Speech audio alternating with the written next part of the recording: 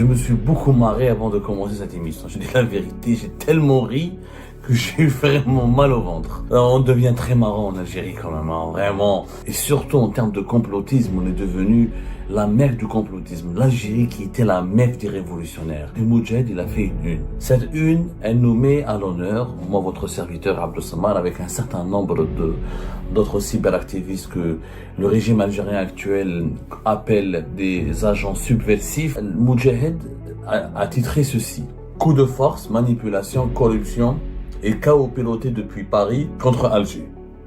Les potes secrètes de la maison Retailleau. Quand vous allez voir la une, vous allez voir Hicham Aboud, moi, Besdera aussi, Zetot, Amir DZ et Mohamed Sifawi. Nous sommes tous, selon le Moudjahid, on est tous pilotés par le général. C'est devenu un général, Mohamed Sifawi, c'est plus un journaliste, pour le compte de Bruno Retailleau. Et l'objectif final est quoi? De semer le chaos à travers nos révélations, nos attaques, pour pousser l'Algérie à organiser des élections présidentielles anticipées. Alors, Sifawi, journaliste, wahdou, il pourrait déstabiliser l'Algérie et le sommet de l'État algérien. Le scénario recherché est de pousser vers une élection présidentielle anticipée. Il commence à douter. Ce deuxième mandat, est-ce que Tebboune pourrait aller jusqu'à la fin de son deuxième mandat? Je me suis beaucoup marré avant de commencer cette émission. Je dis la vérité, j'ai tellement ri que j'ai eu vraiment mal au ventre. Je vous suis, franchement, on devient très marrant en Algérie quand même, hein, vraiment. On devrait faire des productions hollywoodiennes de comédie, etc. On devrait vraiment rivaliser avec Bollywood et Hollywood parce qu'on est, en termes d'invention et d'imagination d'histoires rocambolesques et surtout en termes de complotisme, on est devenu la Mecque du complotisme. L'Algérie qui était la Mecque des révolutionnaires.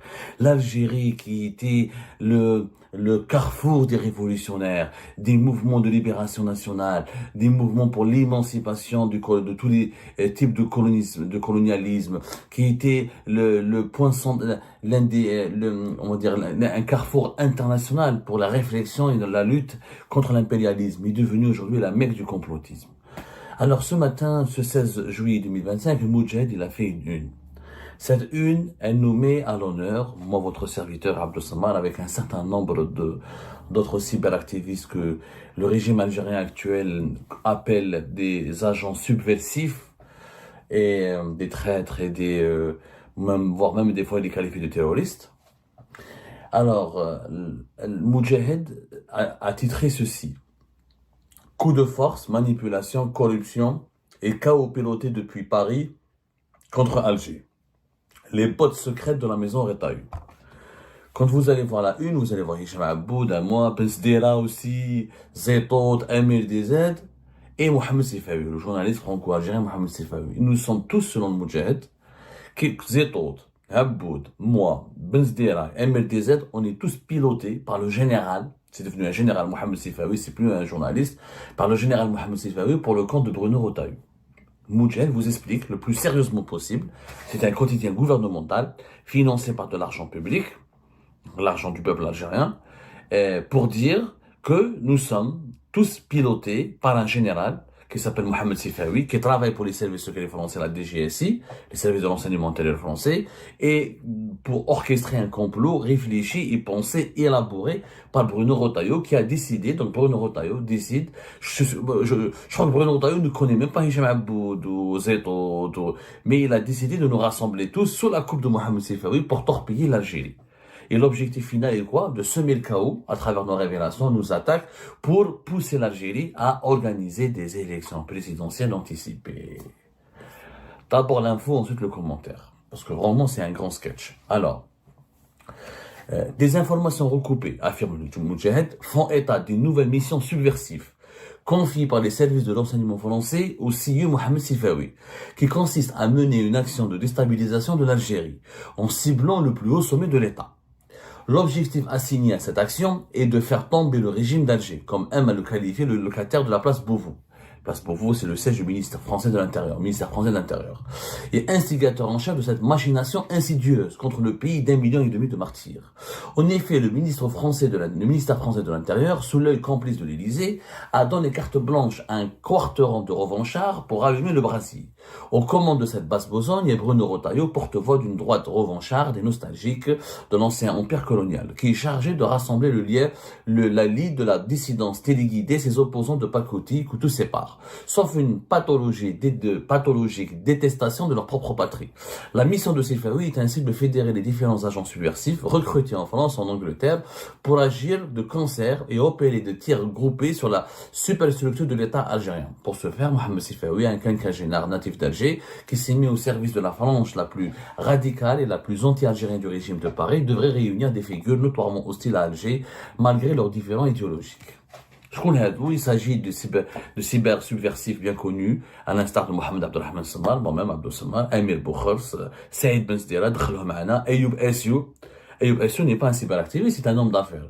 Mais selon le Moudjahid, c'est lui qui jouerait le rôle de financier du réseau en échange de pastorat et de privilèges offerts par ses donneurs d'ordre qui sont les services de la DGSI. La DGSI française protège Ayoub Essou, allez voir, appuyés par leur hiérarchie politique. Mais je peux pas terminer de lire cet article tellement il me fait rire, tellement il est rigolo, tellement c'est une plaisanterie, mais inédite. Pourquoi?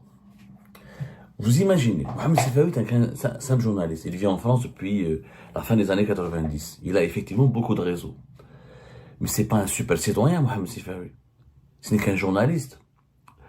Peut-être qu'il connaît Bruno Retailleau, certainement il a des contacts dans l'entourage de Bruno Retailleau. Bruno Retailleau, ici, vous savez, en France, les dirigeants politiques ont des contacts avec les journalistes. Nous sommes dans un pays démocratique, avec ses imperfections et ses faiblesses, et la France n'est pas à l'abri de la critique. La France, elle est critiquable, mais elle demeure une démocratie. C'est-à-dire les dirigeants politiques ont des relations avec les journalistes. Ils donnent des informations, ils sont les sources de certains journalistes, ils travaillent et collaborent avec certains journalistes. Mais Mohamed Sifawi, lui-même, il n'a aucun rôle politique. Lui-même, il a été inquiété. Si c'était un super citoyen, Mohamed Sifawi, si c'était un super citoyen, pourquoi son appart, ses domiciles ont été perquisitionnés dans la fameuse affaire Marianne? Mohamed Sifawi, entre 2023 en 2023, il a été mis en cause dans l'enquête sur le fonds Marianne, et la justice française l'a interrogé, l'a placé sous enquête, il y a eu des perquisitions chez lui, on lui a demandé des comptes, le fonds Marianne, c'est très très simple, il y avait de l'argent public c'était des subventions publiques qui étaient accordées à des associations qui devaient développer des programmes et des actions de lutte contre la radicalité ou l'extrémisme religieux, et Mohamed Sifawi dirigeait une association importante aussi en France avec un ami à lui, il aurait bénéficié d'une partie de ces subventions, mais qui aurait été mal utilisée, et on l'a soupçonné de s'enrichir en utilisant ces subventions pour payer ses propres salaires. Il a été auditionné devant une commission d'enquête, il est passé à la télé, on l'a emmerdé, il a été, il y a eu une commission, je crois qu'il est passé devant une commission du Sénat, il s'est accroché avec des responsables politiques. Il n'a jamais eu un traitement de faveur en France, même il n'a jamais eu de traitement de faveur. S'il était super protégé par les services secrets français, s'il était l'enfant chéri des services secrets français, pourquoi ils ne l'ont pas protégé dans l'affaire des fonds Marianne? Ils ne l'ont pas protégé. Il a été injusticiable comme les autres, il a été mis sous enquête, interrogé, auditionné, par la justice, comme par des commissions d'enquête, je crois, du Sénat et du Parlement français, et le plus normalement du monde. Et vous pouvez revoir l'affaire du fonds Marianne, vous allez comprendre que Sifawi, c'est qu'un citoyen parmi tant d'autres. Il a des sources, il intervient, c'est vrai que je le connais, je l'ai invité sur mon plateau, c'est vrai qu'il connaît Ben Sdera, il connaît Saïd Ben Sdera visiblement bien avant moi. Alors le Moudjahid, qu'est-ce qu'il dit? Il dit que moi, j'aurais été l'intermédiaire entre Mohamed Sifawi, parce que Ben Sdera, regardez le Moudjahid, ce qu'il dit, tout nous oppose. Ben Sdera et MLDZ se détestent. MLDZ et Ben Sdera, ce sont des ennemis déclarés.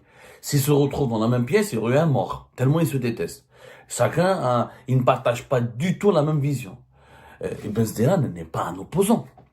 Ben Sdera, je le connais, c'est un collègue, je me suis pris la tête avec lui à maintes reprises, il a toujours défendu le régime. Il a toujours défendu l'institution militaire. Là, récemment, il a des positions très critiques contre Tebboune et son entourage. Il y a eu des moments, en 2023, en 2022, il a eu des positions extrêmement pro Tebboune. وش جاب سعيد بن سديرة امير دي زاد زيطو بلا هشام عبود بن سديرة وهشام عبود وامير دي زاد c'est les contraires absolus, c'est vraiment les opposés absolus. Ils peuvent même pas manger ensemble ou boire un café ensemble. Ils peuvent même pas respirer l'air ensemble. Comment Mohamed Sifawi peut les rassembler tous autour de moi et de la Zétode et pour attaquer l'Algérie? Ça n'a aucun sens. Alors, la preuve que c'est du n'importe quoi. Et ce qui est dommage, c'est que c'est fait par un média public, par un quotidien qui est le Moudjahid, qui est censé être rigoureux et professionnel parce qu'il est financé par l'argent public.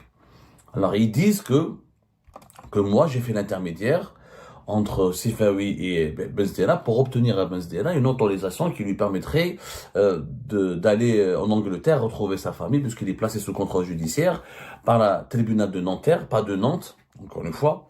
Moudjahid, il dit que c'était le tribunal de Nantes, pas à Nantes. Il n'a jamais été placé sous contrôle judiciaire Benzdela à Nantes, mais c'est à Nanterre, tribunal de Nanterre, dans une affaire qui l'oppose à un opérateur économique algérien privé qui vit ici en France.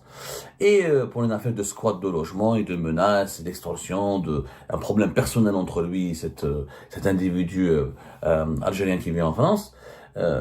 Sous contrôle judiciaire depuis, pas à Nanterre, pas à Nantes, encore une fois, c'est à Nanterre depuis le 29 avril 2024. Et ils disent que l'intermédiaire Sifawi lui a proposé en contrepartie de son ralliement à son clan anti-Algérie, donc Benzdela qui était pro-régime algérien, aurait, grâce à Mohamed Sifawi, alors là Mohamed Sifawi, il aurait fait ce que tous les services secrets du monde n'ont jamais réussi à faire, convaincre Benzdela de devenir anti-algérien. Donc, en m'utilisant moi comme intermédiaire, parce que c'est moi qui aurais ramené une dérogation judiciaire qui aurait permis à Benzdela d'aller à Londres. Ça s'est passé après le Ramadan de l'année dernière, le Ramadan cette année, après avril 2025. Juste après l'Aïd.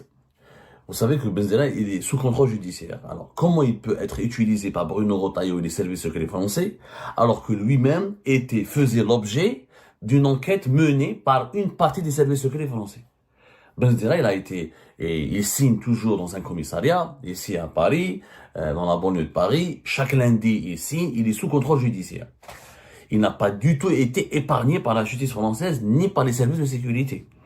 Ils ont enquêté sur lui. Les services secrets français eux-mêmes ont enquêté sur lui. Il y a eu 2 enquêtes. Une enquête de la police judiciaire normale. Il y a eu une enquête des services secrets français parce que Benzdela, en 2024, était accusé des cercles. Il y a eu des dénonciations, des courriers, qui ont parvenu aux autorités françaises pour l'accuser, Saïd Benzdela, d'être l'agent des services secrets algériens en France.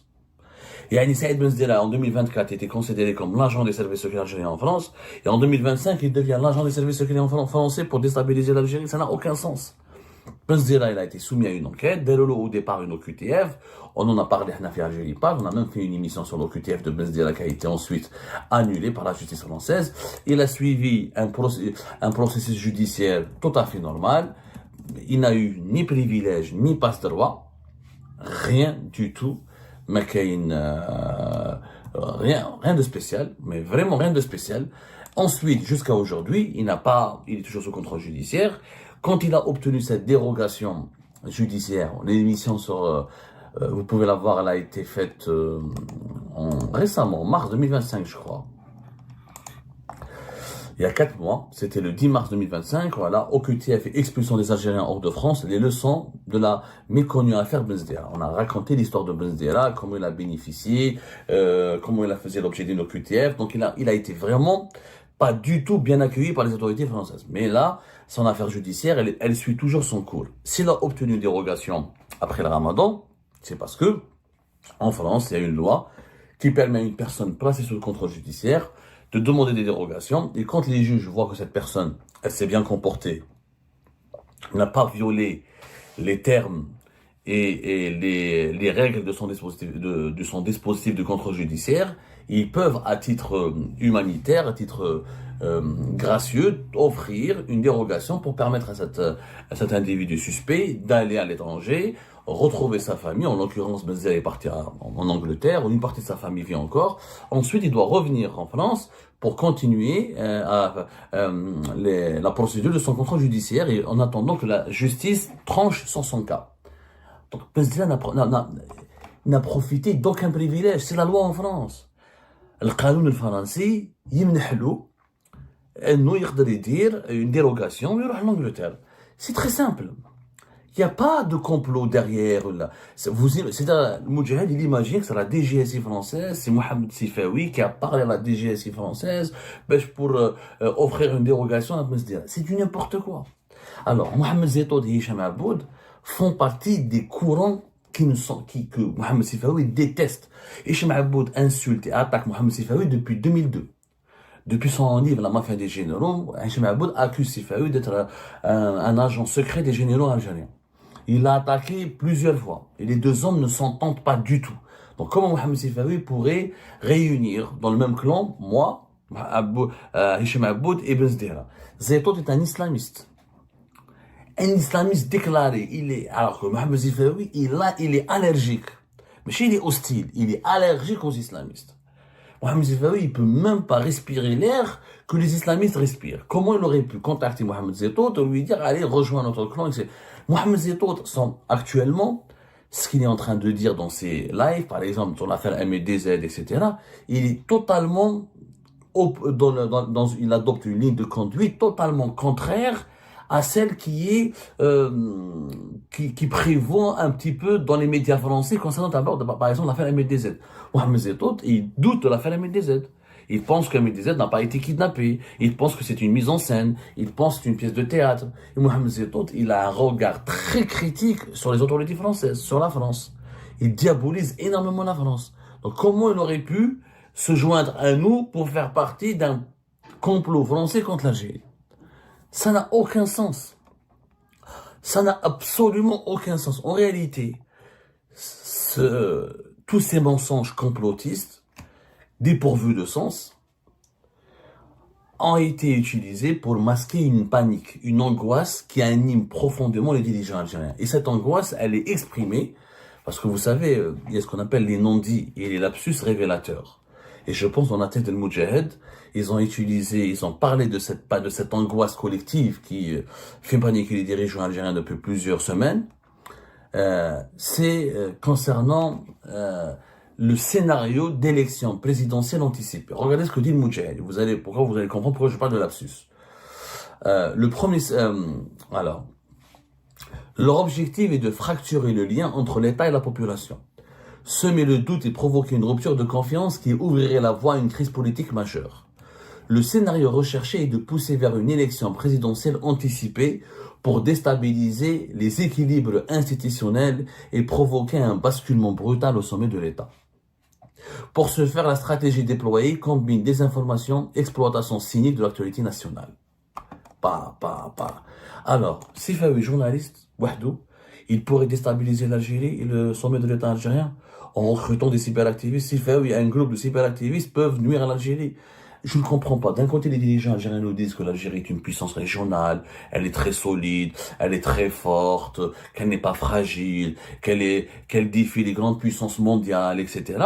Mais un groupe formé par un journaliste qui s'appelle Mohamed Sifawi, âgé de presque 60 ans, avec Hicham Aboud, Abdou Sammar, Ben Zdira, Emile Dezet et Zetoud, ils peuvent provoquer des élections présidentielles anticipées en Algérie. Est-ce que vous vous rendez compte de la gravité du délire qui s'est emparé des dirigeants algériens? En réalité, ce délire, il a une signification, il a une origine. Et le mot, il est dit, des élections présidentielles anticipées. En réalité, ils ont parlé d'exploitation cynique de l'actualité en Algérie. En ce moment, il y a des événements très graves en Algérie, malaise économique et social important, baisse drastique des réserves, chute drastique des réserves de change, gestion chaotique des affaires économiques du pays, désenchantement dans le monde des entreprises et dans le monde des travailleurs, l'affaire Saïd Narza qui a choqué les Algériennes et les Algériens et qui a provoqué des divisions au sein du régime, les mojages et les purges qui ont touché général-major Yahya Ali Ouelhaj dans la gendarmerie, ensuite Nasser Al-Jund dans la DGSI et d'autres qui vont suivre.